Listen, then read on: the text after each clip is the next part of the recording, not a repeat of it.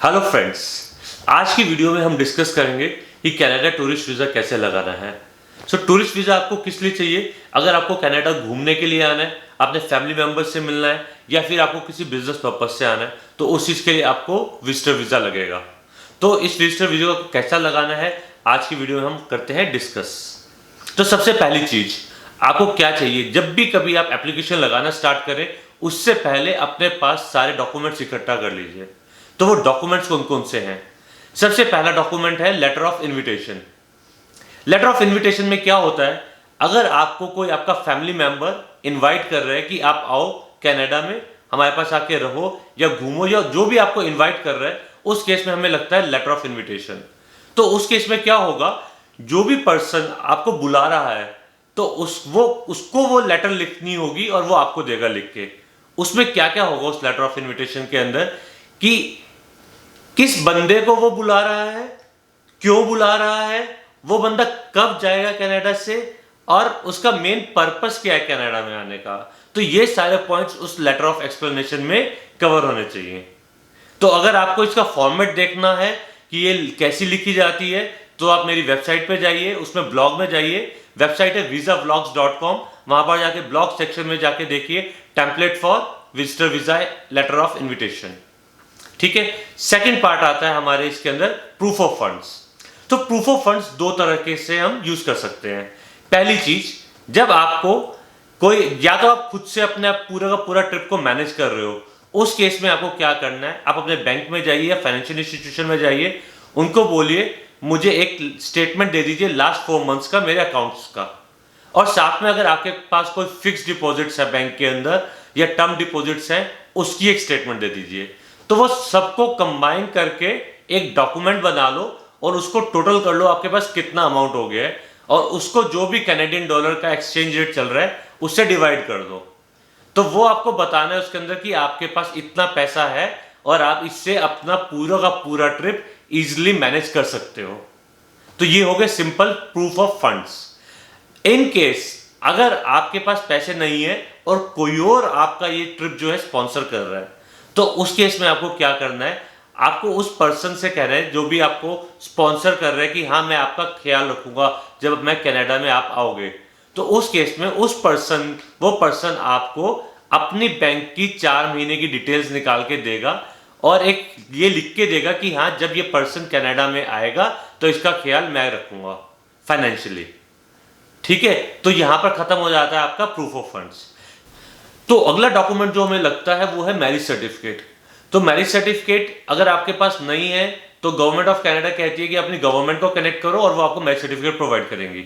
In case आपसे वो arrange नहीं होता है तो आप अपना पासपोर्ट चेक कीजिए, पासपोर्ट में आपकी स्पाउस डिटेल्स लिखी होंगी।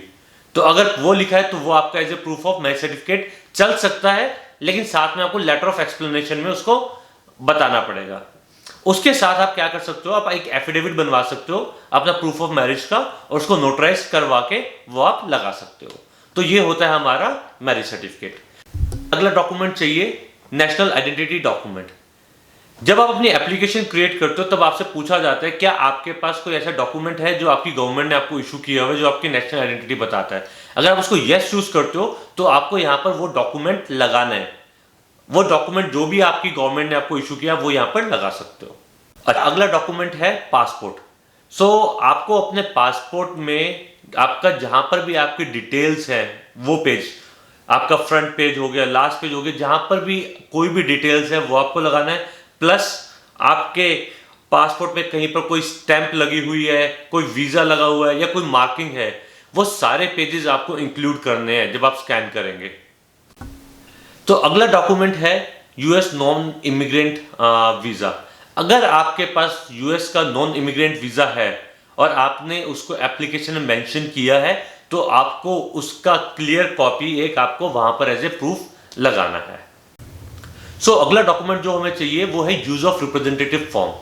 तो क्या गवर्नमेंट ऑफ कनाडा क्या बोलती है, जब आप अपनी एप्लीकेशन लगा रहे हो उस टाइम पे अगर आप किसी से भी हेल्प लेते हो, जैसे आपने किसी फ्रेंड से ले ली, फैमिली मेंबर हो गया, इमिग्रेशन कंसल्टेंट हो गया या कोई लॉयर हो गया, इमिग्रेशन लॉयर हो गया, आप अपनी एप्लीकेशन लगाने में अगर इनमें से किसी से भी हेल्प लेते हैं तो आप ये फॉलो फॉर्म यूज कर सकते हैं। और आप इस फॉर्म को इसलिए भी यूज कर सकते हैं कि आप कल को आपकी जगह पे कोई और आपकी इस फाइल के बारे में इंफॉर्मेशन चाहता है तो वो लोग आपसे इंफॉर्मेशन ले सकते हैं। तो आपके बारे में ये डिटेल्स गवर्नमेंट से ले सकते हैं, आपकी फाइल कहाँ पहुंची, कैसे पहुंची, तो उसके लिए फॉर्म वाला फॉर्म लगाए। लास्ट फॉर्म जो रह गया वो है लेटर ऑफ एक्सप्लेनेशन। ये एक ऑप्शनल फॉर्म होता है, इसको तब लगाते हैं कि अगर मैंने अपनी एप्लीकेशन में कोई चीज मैं चाहता हूं कि मैं वीजा ऑफिसर को क्लियर करूं, तो मुझे इस लेटर ऑफ एक्सप्लेनेशन में वो चीज मैं क्लियर कर लिख सकता हूं। जैसे हमने बात की थी कि हमारे पास मैरिज सर्टिफिकेट सपोज करो नहीं है, तो मैं इस लेटर ऑफ एक्सप्लेनेशन में उसको बता सकता हूं वीजा ऑफिसर को कि मेरे पास कि मैं एज ए मैरिज प्रूफ कि मैं पासपोर्ट लगा रहा हूं क्योंकि पासपोर्ट में मेरी स्पाउस की डिटेल्स क्लियर है, या फिर मैं एफिडेविट लगा रहा हूं जो प्रूफ करता है कि मेरी मैरिज हो चुकी है। तो हम लेटर ऑफ एक्सप्लेनेशन को अपने फंड्स के डिक्लेयर कुछ बताना चाहते हैं फंड्स के बारे में, या कोई और डिटेल देना चाहते हैं, तब यूज कर सकते हैं। तो फ्रेंड्स, ये सारे डॉक्यूमेंट लगाने के बाद अब बारी आती है आपको पेमेंट करने की।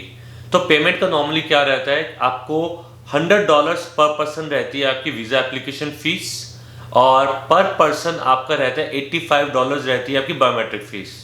जब आप 5 से ज़्यादा लोग होते हो एक ही ग्रुप में, तो आपकी टोटल वीजा एप्लीकेशन फीस लगती है $500, और अगर आप 2 से ज़्यादा लोग हो तो आपकी बायोमेट्रिक फीस समथिंग लगती है आपकी कुछ $170 समथिंग। तो ये वाली फीसेज होती है, कई बार शायद से चेंज भी हो सकती है, तो मैं आपको लिंक दे देता हूँ यहाँ पर वीडियो में, उस लिंक पे जाके एक बार क्रॉस चेक कर लीजिएगा कि यही फीस है। ठीक है, अगली चीज आती है, एक आप एप्लीकेशन लगाने से पहले आप टाइमलाइन भी जान सकते हो कि आजकल अगर मैं वीजा की एप्लीकेशन लगा रहा हूं तो मेरे को कितने टाइम में वीजा आ सकता है। तो उसके अंदर क्या करना होता है, आपको मैं लिंक दी है, उस लिंक पे क्लिक करना। उस लिंक पे आपको जाके सिलेक्ट करना है कि आप किस कंट्री से लगा रहे हो और आप कौन सा वीजा लगा रहे हो, वीजा का टाइप क्या है। तो वो आपको बता देगा कि नॉर्मली आजकल कितना प्रोसेसिंग टाइम लग रहा है। तो इससे एक आपको अंदाजा लग जाएगा कि आपको ओवरऑल कितने टाइम में आपका वीजा आ जाएगा। तो ये जो मैंने आज आपको डॉक्यूमेंट्स का बताया, तो ये जब मैंने अपने पेरेंट्स का लगाया था तो ये क्या क्या डॉक्यूमेंट्स लगे थे मैंने उसके हिसाब से आपको सारा बता दिया है। स्टिल आपको कोई भी हेल्प चाहिए तो आप किसी भी एक रजिस्टर्ड इमिग्रेशन कंसल्टेंट से या किसी इमिग्रेशन लॉयर से आप मिलके आप ये लगवा सकते हो। तो मुझे लगता है कि आपको ये वीडियो अच्छा लगा होगा, तो इसको लाइक, शेयर और सब्सक्राइब जरूर करिएगा। And thank you for watching. और कोई डिटेल्स चाहिए या कोई कंसल्टेशन चाहिए तो आप कमेंट में भी डाल सकते हो, तो मैं आपको कमेंट में रिप्लाई कर दूंगा उसका। Thank you and do like our video.